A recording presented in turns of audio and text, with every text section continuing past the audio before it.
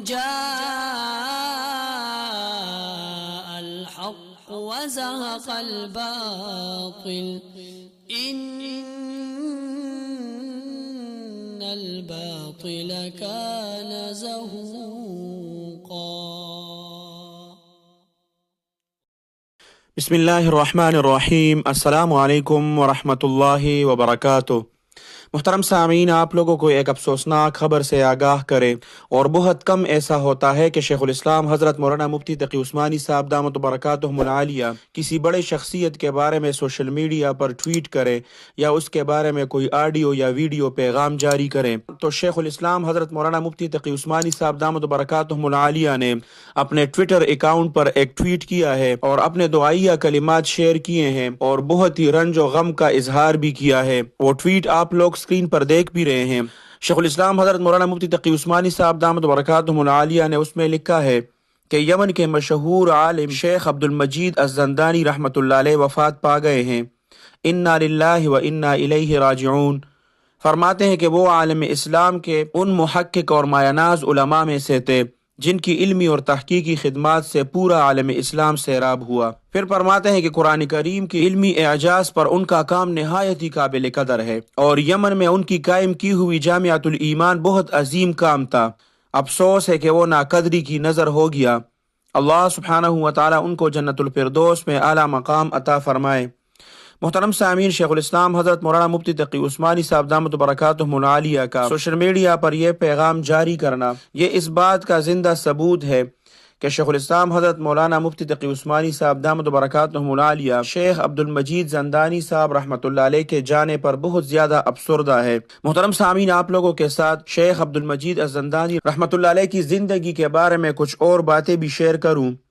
محترم سامعین، یمن سے جس شخصیت اور داعی کا پہلے میں نے سنا تھا اور خاص کر جامعۃ الایمان کے حوالے سے، وہ تھے مفکر اور داعی شیخ عبد المجید زندانی رحمۃ اللہ علیہ، جو آج جلاوطنی میں استنبول میں اپنے رب کے حضور میں پیش ہوئے. محترم سامعین، عالم عرب میں جن فکری اور اصلاحی تحریکوں نے نمایاں اثرات چھوڑے ہیں تو یمن سے شیخ عبد المجید زندانی رحمۃ اللہ علیہ کا نام ان میں شامل ہے. بادشاہت اور پراکسی جنگ اور جدل نے ویسے بھی عالم عرب کی جغرافیائی اور فکری سرحدوں کو متاثر کر دیا ہے، لیکن ایسے میں شیخ عبد المجید زندانی رحمۃ اللہ علیہ جیسے فکری رہنماؤں کی رحلت عالم اسلام اور بالخصوص عالم عرب کے لیے کسی ناقابل تلافی نقصان سے کم نہیں ہے.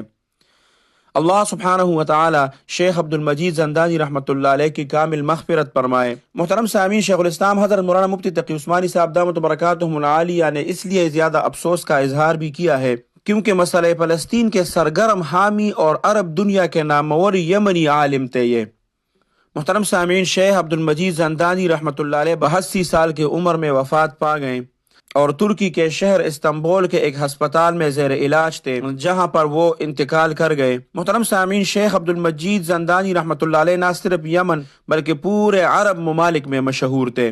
وہ یمن کے دارالحکومت صنعاء میں واقع مشہور دینی یونیورسٹی جامعۃ الایمان کے بانی اور مؤسس بھی تھے. اسی طرح انہوں نے اعجاز القرآن و سنہ کے نام سے ایک انٹرنیشنل کارپوریشن بھی بنائی ہے. ان کا علمی اور تحقیقی کام عالم اسلام کے نامور علماء کی جانب سے سراہا گیا تھا.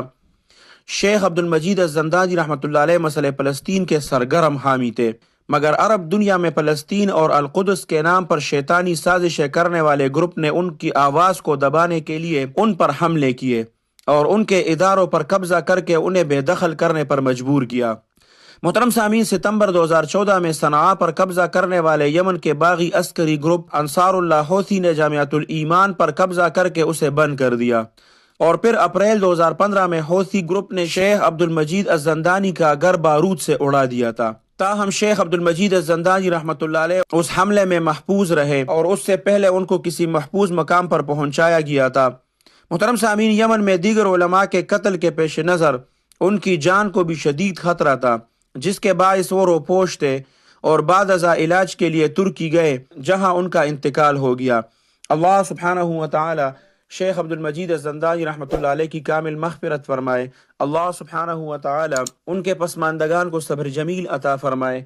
اللہ سبحانہ و تعالی آپ سب کو اپنے حفظ اور امان میں رکھے، اپنے خصوصی دعاؤں میں یاد رکھے. السلام علیکم ورحمۃ اللہ وبرکاتہ.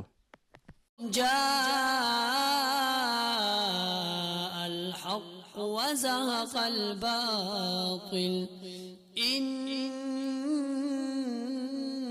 الباطل كان زهوقا